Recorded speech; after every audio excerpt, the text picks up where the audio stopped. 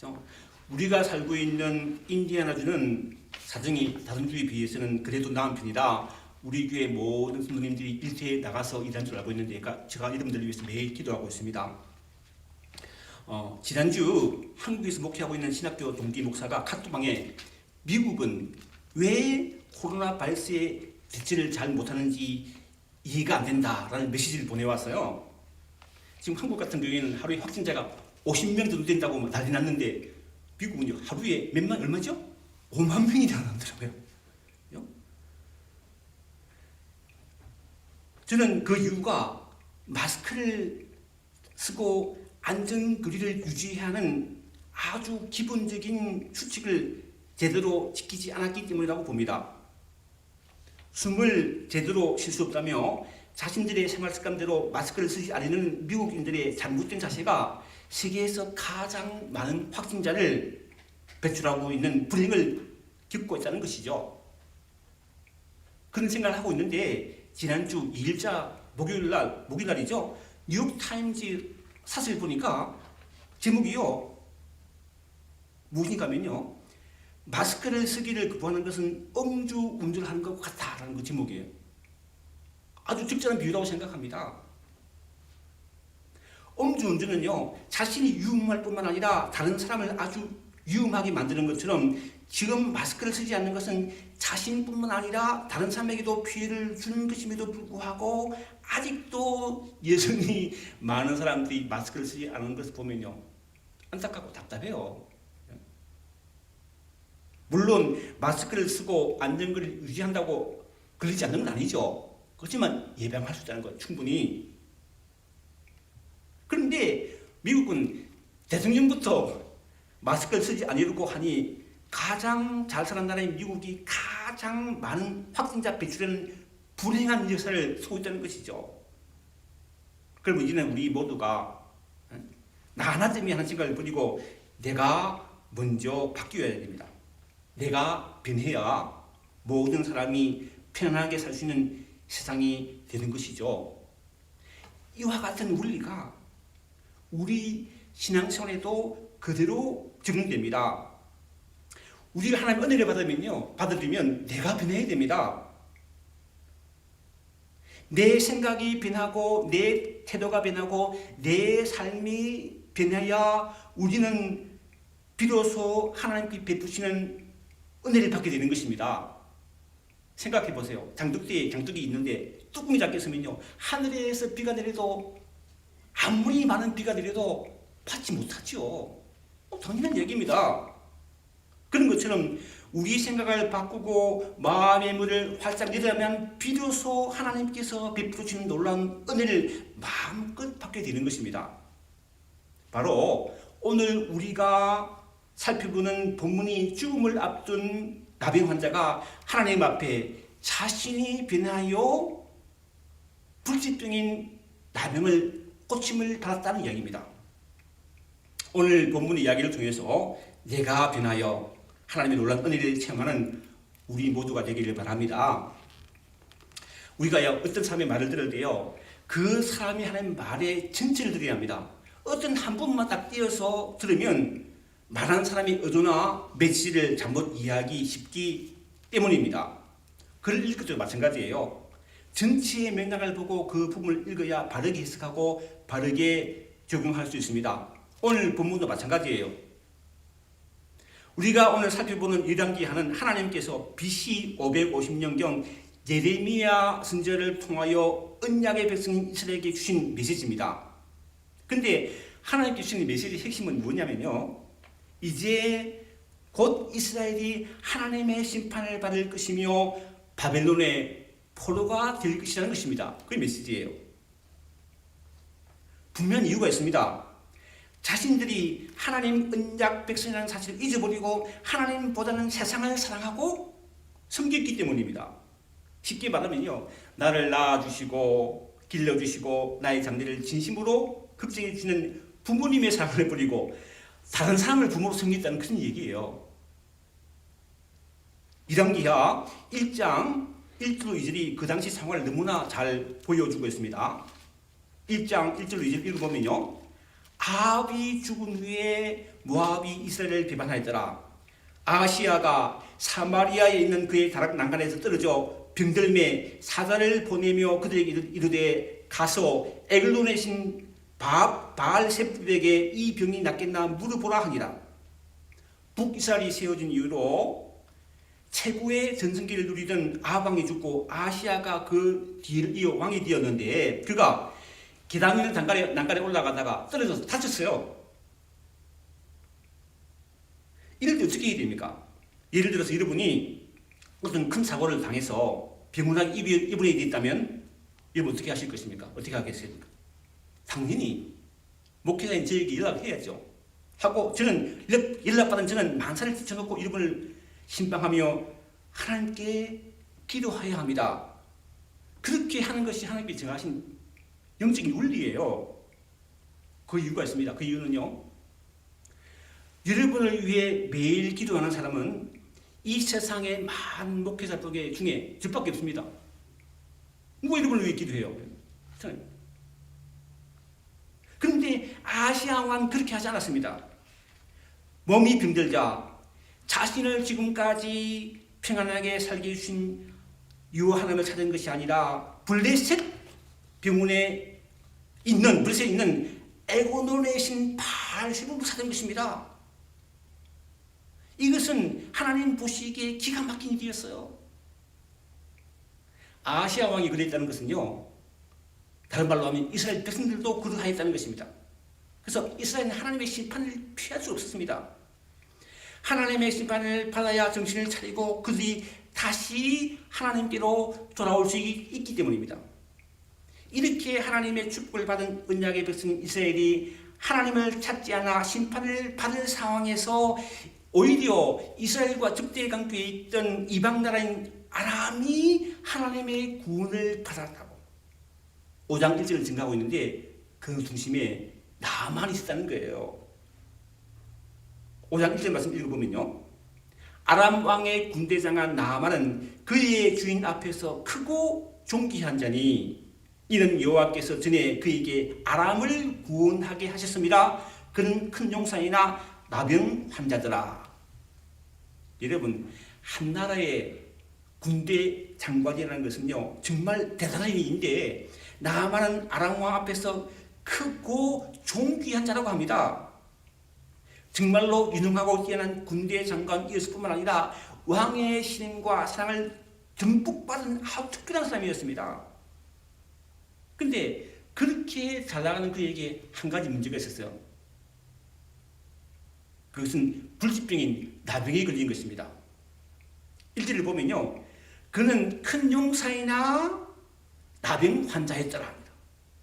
큰 용사는 큰 복이죠. 축복이죠. 영광입니다. 하지만 나병 환자는요, 너무나 큰 아픔과 너무나 큰 불행이죠. 이렇게 사람에게는요, 이 두 가지가 함께 있는 경우가 많습니다. 사도 바울도 그랬잖아요. 그는 큰 능력의 사도였지만 자신을 괴롭히는 병이라는 가시가 있었습니다. 따라서 그는 3번이나 하나님께 자신의 병을 고쳐달라고 간절히 간구하지만 하나님께서는 그 가시를 거두가지 아니하시고 그에게 붙여주셨습니다. 교만하지 않고 하나님만 의지하도록 하기 위한 하나님의 방편이었죠. 이처럼 우리들에게 이런 두 가지 면이 있을 수 있습니다. 자신의 가시가, 아픔이 오히려 하나님께 나아가는 복이 될 수 있기 때문입니다. 나병 환자인 나만이 그랬어요. 나병이 자신에게 너무나 큰 아픔이요 가시였지만 그 가시를 통해 하나님을 만나고 구원받은 것입니다. 그런데 문둥병에 걸린 그에게 구원의 복된 소식을 전한 사람은요, 뜻밖에도 이스라엘과의 전쟁 중에 잡아온 어린 요정이었습니다. 3절 말씀이죠. 3절 말씀 보면 그의 여주인에게 이르되 우리 주인이 사마리아에 계신 선지 앞에 계시면 좋겠나이다. 그가 나병을 고치리이다 하는지라. 이스라엘에서 잡혀온 어린 여종은요, 자신의 주인 나만이 사마리아에 있는 선지자 엘리사에게 가서 고침을 받았으면 좋겠다고 이야기를 한 것입니다. 여기서 우리는 두 가지를 생각할 수 있어요. 한 가지는요, 만약 군대 장관 나만이 평소에 어린 여종을 무시하고 학대했다면 여종은요, 구태 이런 이야기를 할 필요가 없죠. 자기가 아프면 그만이지. 죽든 말든 상관없다 했겠죠. 그러나 나만은 그런 무지막지한 사람이 아니었고 선한 사람이었음을 짐작할 수 있습니다. 또 다른 한 가지는요, 우리를 구원하는 복음, 즉 기쁜 소식은요, 정말 예상치 못한 어린 여종과 같은 사람을 통해서 전해질 수 있다는 거예요. 우리도 마찬가지죠. 미국 인디애나주 에반스빌이라는 아주 작은 동네에 사는 우리를 통해서 누군가에게 꼭 필요한 구원의 기쁜 소식을 전할 수 있다는 것을 기억하고 하나님 앞에 이 어린 여종처럼 쓰임받는 저와 여러분이 되길 바랍니다. 자신의 어린 여종의 권면을 무시하지 않고 진지하게 들은 나만은요, 자신이 섬기는 우리 아람왕을 찾아가 그 이야기를 자세하게 아립니다. 그리고 아람왕은요, 온 10달란트와 금 6,000개와 어복 1뿌리라는 큰 선물과 함께 문둥병을 고쳐줄 것을 부탁하는 편지를 이스라엘 왕에게 보냅니다.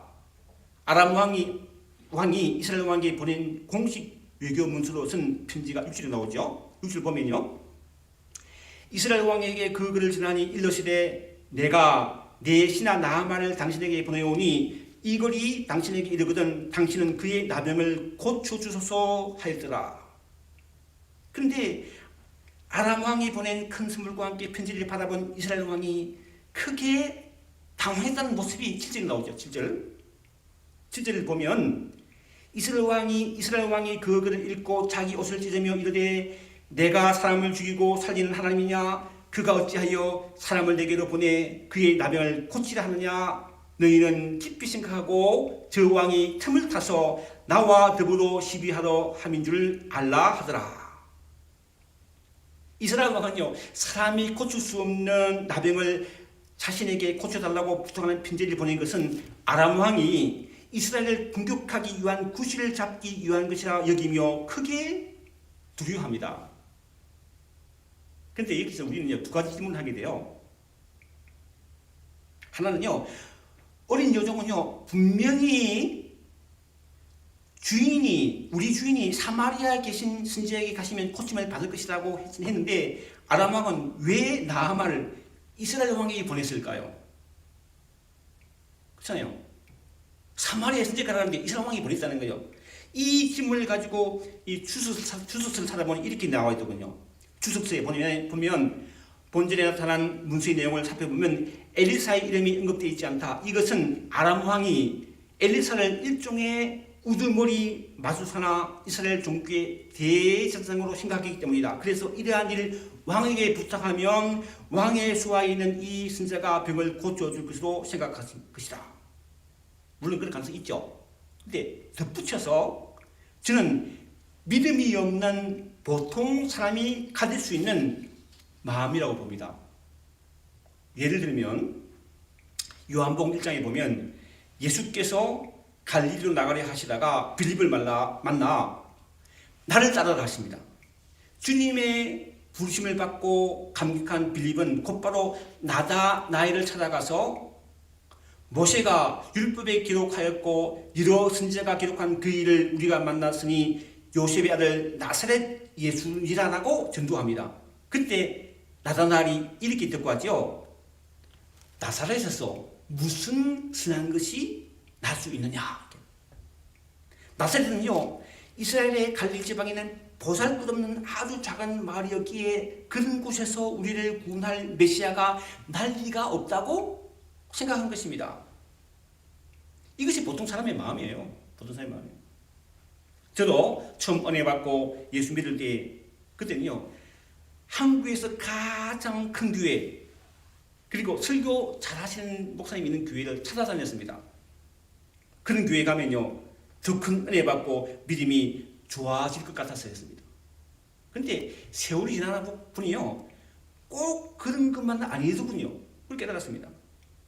제가 대형 교회의 그 존재와 의미를 부정한 것은 아니지만 우리 같은 아주 작은 교회를 통해서도 하나님은 놀라운 일을 행하시고 하나님은 바로 저와 여러분을 통해서 하나님의 구원의 역사를 이루어 가신다는 사실을 믿으시기를 바랍니다.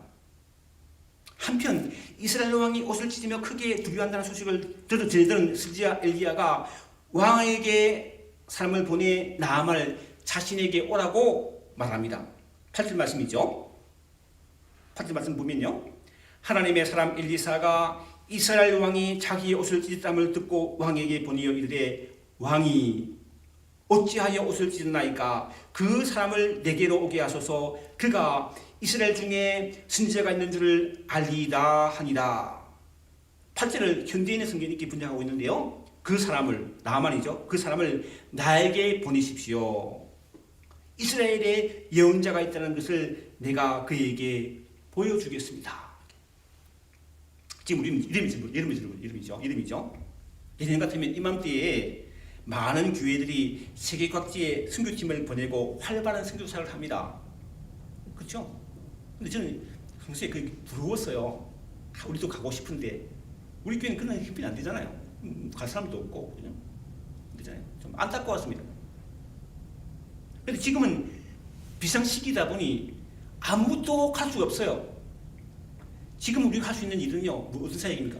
기도하는 사역이에요. 여러분, 기도는요, 어느 교회나 누구나 할 수 있는 이야기입니다. 그런데 우리 교회는요, 매일 2차례 중보 기도 시간을 갖고 있습니다. 저는 기도하면서 예전에 비해 더 바빠요.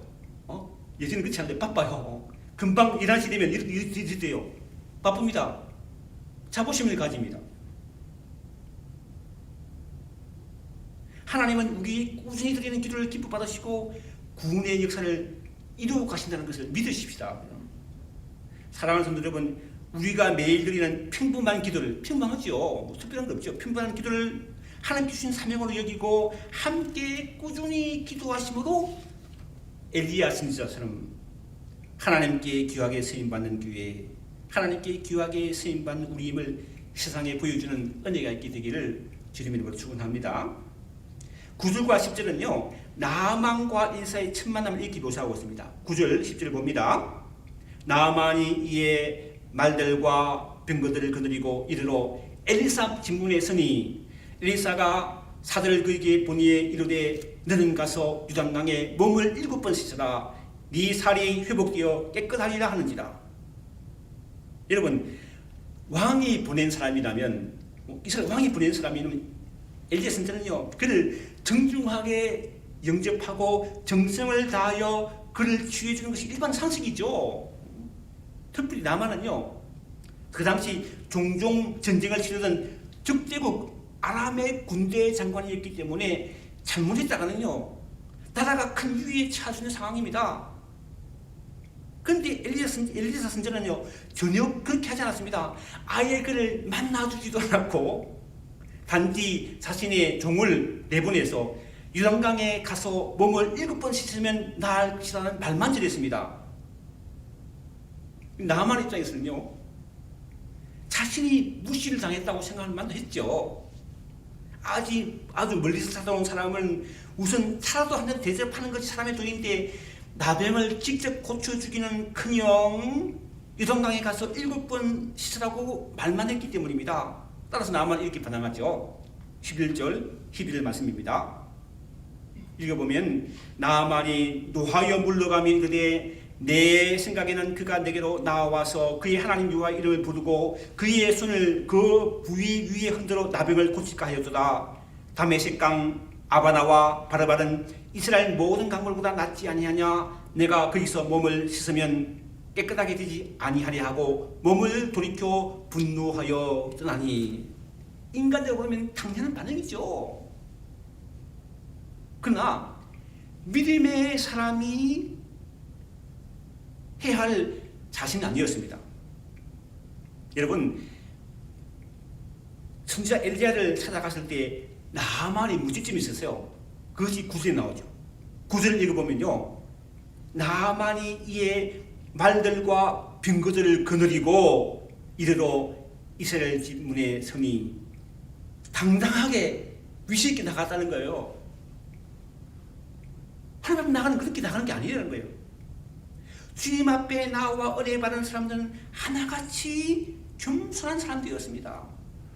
마태복음 15장에 보면 흉악한 귀신 들린 딸을 가진 가나안 여인이 주님을 찾아가 자신의 딸을 고쳐줄 것을 간청할 때 주님은요, 자네의 떡을 취하여 그들에게 던짐이 마땅하지 아니하리라고 아주 냉정하게 말씀하십니다. 그러나 그때 여자가 이렇게 다시 간구하죠. 여자가 이르되 주여 얼소이다마는 그들도 제 주인의 상에 떨어지는 부수기를 먹나이다. 이러한 겸손한 간절한 간구에 주님은 이렇게 응답하셨습니다. 이자여 내 믿음이 크도다. 내 소원대로 되리라. 시몬 베드로가요, 처음 만난 예수님의 말씀대로 그물을 던져서 그물이 끼어들 만큼 많은 고기를 잡는 기적을 체험하자 그는 주님 앞에 이렇게 엎드려 고백합니다. 주여 나를 떠나소서. 나는 죄인이로소이다. 자신의 부족함, 자신의 인덕함을 인정하고 주님 앞에 자신의 죄인됨을 고백하자 주님은 시몬부터 이렇게 말씀하시죠. 무서워하지 말라. 이제부터는 네가 사람을 취하리라. 이게 하나님의 방법이라는 거예요. 반면에 나아만은 자신의 말들과 빙그들 그런 채 그만하게 엘리사 앞에 나아갔습니다. 그리고 자존심이 상하자 화를 내며 그냥 곡으로 돌아간 것입니다. 이런 교만한 문제였다는 거예요. 그런데요, 바로 그때 나아만의 종들이 아주 지혜롭게 자신의 주인에게 고민합니다. 누가 고민했다고요? 종들이요, 종. 13절 말씀이죠. 그의 종들이 나와서 말하되 이르되 내 아버지여. 아버지 종들 인정받았다는 얘기죠. 내 아버지여, 선지자가 당신에게 큰 일을 행하라 말하였더라면 행하지 아니하였으니까 하물며 당신에게 이르기를 씻어 깨끗하게 하라 함이니까 하니. 여러분, 영광에 내려가 씻는 것은 누구나 하는 일이에요. 누구나. 자신의 자존심, 자신의 치매만 내려놓으면 다 하는 일이에요. 예수 믿는 것이 다 이와 같은 것입니다. 누구나 예수 믿을 수 있어요. 하나님의 은혜 받는 것도 이와 같은 것이에요. 누구나 은혜 받을 수 있어요.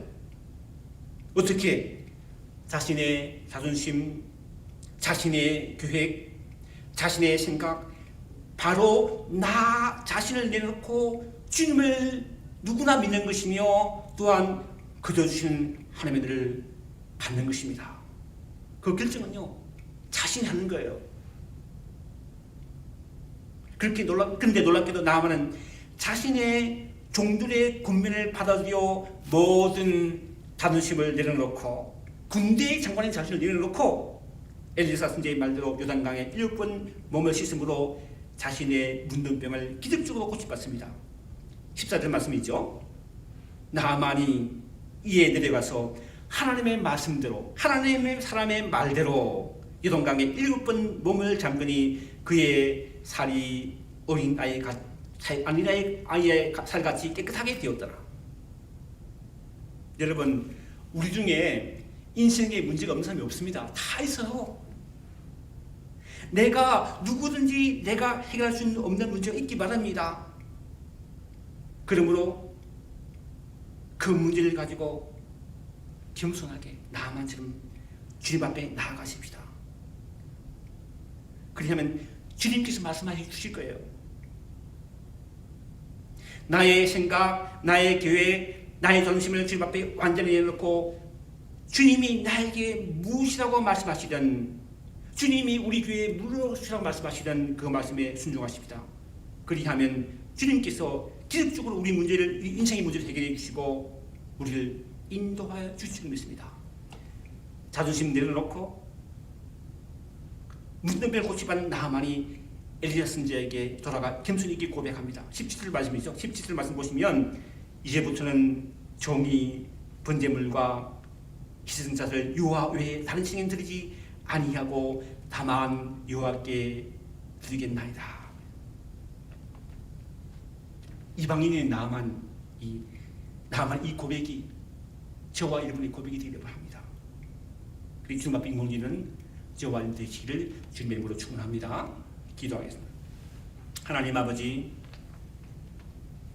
우리 인생의 문제 앞에 겸손히 주님 앞에 나아가 지금 주신 말씀에 순종함을 말미암아 우리 인생의 문제를 해결받고 하나님 앞에 문제는 은혜의 삶을 살 수 있도록 우리를 축복하시고 인도하여 주옵소서. 예수님의 이름으로 기도하옵나이다. 아멘.